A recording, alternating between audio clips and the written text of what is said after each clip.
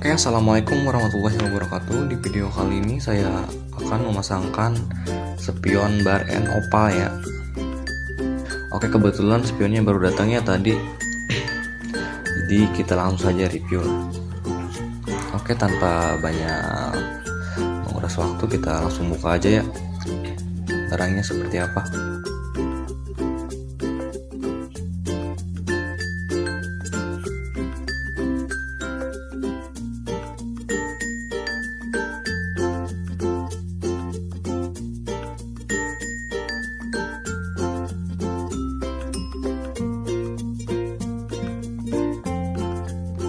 Oke, untuk spion ini mereknya PND ya, cukup bagus.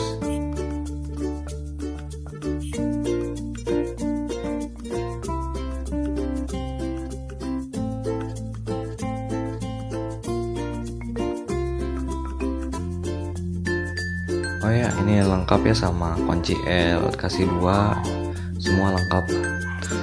Oke guys, mungkin gini ya penampakannya opal, tapi saya tuh pesan tuh warna biru, tapi kenapa dikasihnya warna hitam?